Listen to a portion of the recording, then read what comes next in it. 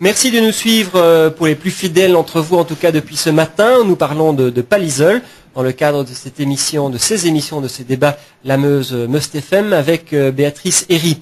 Alors, nous sommes toujours à Pallisol, donc avec nos trois chefs de liste, Jean-Marc Lambert, Marc Jacquemin et Jean-Paul Hanard. Alors, dis-moi Béatrice, on parle maintenant, je crois, de logement, de CPS, de lotissement, etc. Voilà, on va parler de lotissement avec monsieur Jean-Marc Lambert. 7 lots seront bientôt à vendre, mais là, vous avez des choses à exprimer.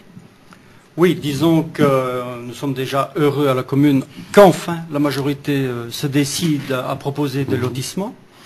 Le gros problème, c'est que la vente va se faire en vente publique, et ça, j'étais tout à fait favorable. Mais nous avions émis au niveau minorité, au niveau du conseil communal, de mettre des conditions. On nous a répondu qu'il était impossible et que c'était même plus ou moins illégal de mettre des conditions de vente. Par la suite, je me suis renseigné. Même d'autres communes et Idelux par exemple ont mis des conditions pour vente ces terrains. Les conditions que moi j'aurais aimé mettre, c'était par exemple on doive construire en tout cas en déant un minimum d'années, c'est-à-dire 5 ans. J'aurais aimé aussi que l'acheteur ne soit pas propriétaire déjà d'une maison, parce que je pense qu'il faut favoriser les jeunes ménages. Dans un premier temps, le premier lotissement, je ne pense pas qu'il faille mettre des niveaux de revenus, mais je pense que si à l'avenir on recrée des lotissements, il faudrait, pour diminuer la pression immobilière, mettre des conditions de revenus. Voilà, merci pour votre point de vue. Alors, monsieur Hanard, vous êtes bourgmestre sortant. Ces propositions semblent raisonnables. Qu'est-ce que vous en pensez? Oui, tout cela a été discuté évidemment au conseil communal, bien sûr. Les sources que détient donc monsieur Lambert lui appartiennent, bien sûr. Je ferai simplement la remarque de dire je veux bien, peu importe la source de revenus, donc quelque part il marque un peu, il ne marque pas de différence entre ceux qui en auraient réellement besoin et d'autres pas. Ce que je voudrais dire en tout cas, c'est que ce point-là été voté à l'unanimité, majorité plus minorité, tout le monde a dit oui. Mais ne pensez-vous pas qu'il serait bien quand même de favoriser les gens qui ont des revenus un peu plus faibles, ou bien favoriser les gens qui n'ont pas encore d'habitation? Oui, bien sûr. C'est pour ça que le projet qu'on a déjà lancé au conseil communal, effectivement, c'est un projet avec la Société Wallonne du Logement à Pallisol-Gare, où il est question, en fin de compte, de mettre en vente, en tout cas, des terrains, et pouvant, en tout cas, au moins une quarantaine de terrains. Donc là, effectivement, il y a, avec la Société Wallonne du Logement, une synergie, et on pourrait effectivement même avoir des subventions pour les voiries intérieures. Donc quelque part là on favorise le logement social. Et pour terminer, peut-être c'est le plan triennal du logement, où on a effectivement des logements qui vont être mis à disposition des personnes plus nécessiteuses. Je pense notamment de logements à Nolvo. D'accord. Monsieur Marc Jacquemin, dans votre liste, puisqu'on ne vous connaît pas sur le terrain de jeu politique de Pallisol, est-ce que vous avez dans un petit peu quand même, dans vos cartons aussi des projets quant au logement? Mais disons qu'en matière de logement, la priorité qu'on se donne au niveau des candidats de notre liste, c'est de bien sûr favoriser un logement aux jeunes ménages et aux gens qui ne disposent pas de logement.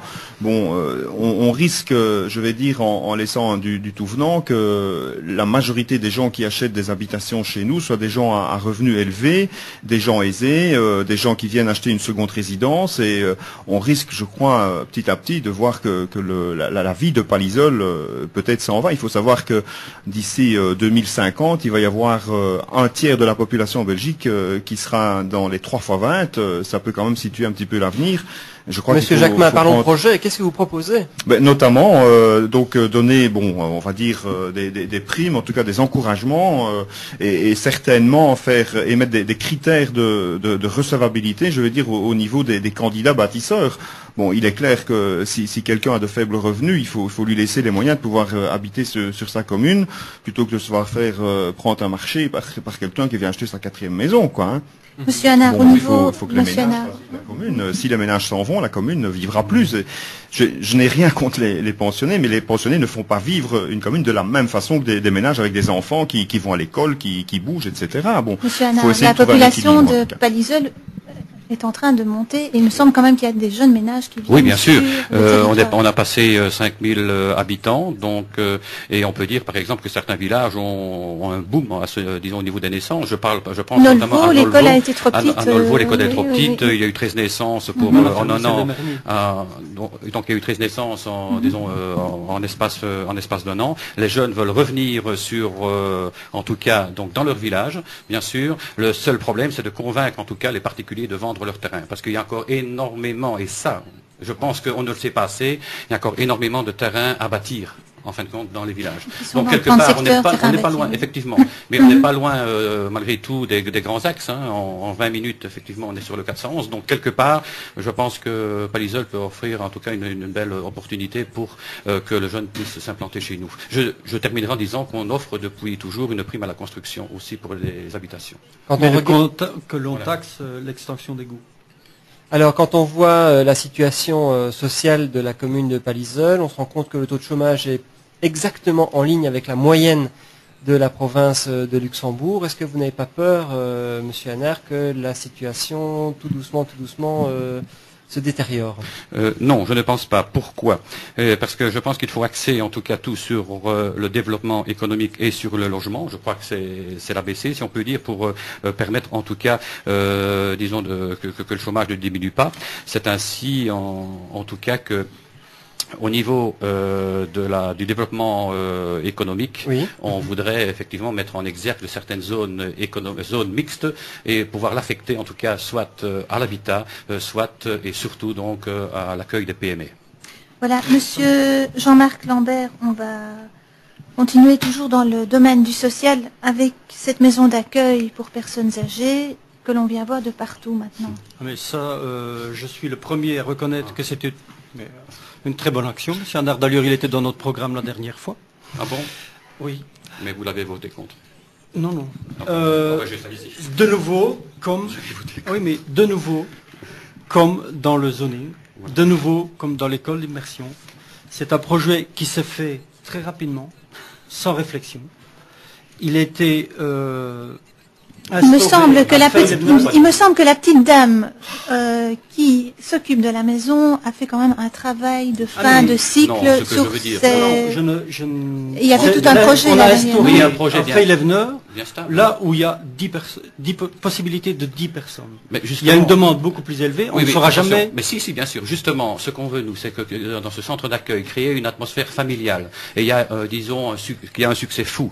Le but, en tout cas, c'est, de faire une petite extension, bien sûr.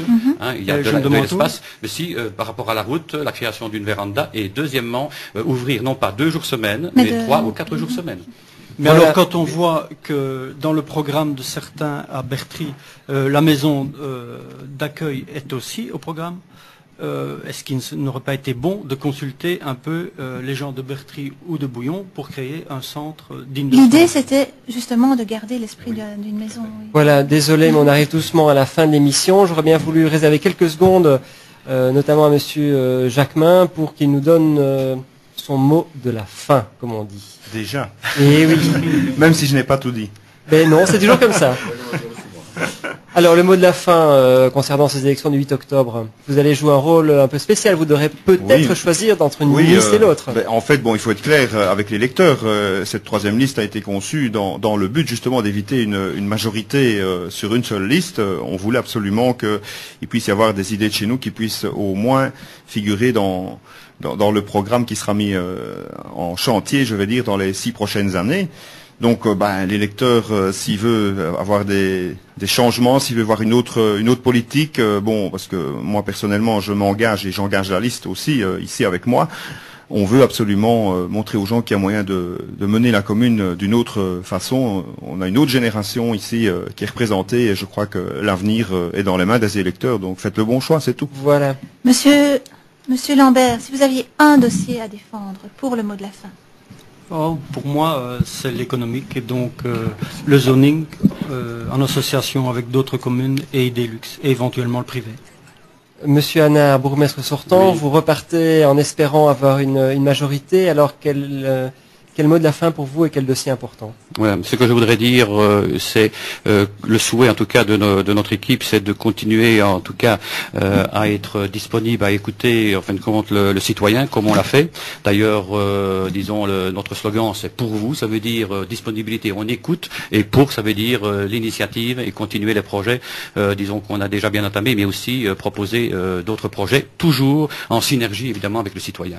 Voilà, un grand merci messieurs. Nous avions donc en studio aujourd'hui Jean-Marc Lambert de la liste Autrement, Jean-Paul Hanard de la liste Pour vous et Marc Jacquemin de la liste Action. C'en est fini pour cette semaine. On se retrouvera la semaine prochaine avec d'autres communes. Et puis Béatrice nous dira au revoir aussi, bien qu'on se reverra encore pour Bouillon. C'est ça, donc au revoir. Au revoir et à bientôt et bon week-end.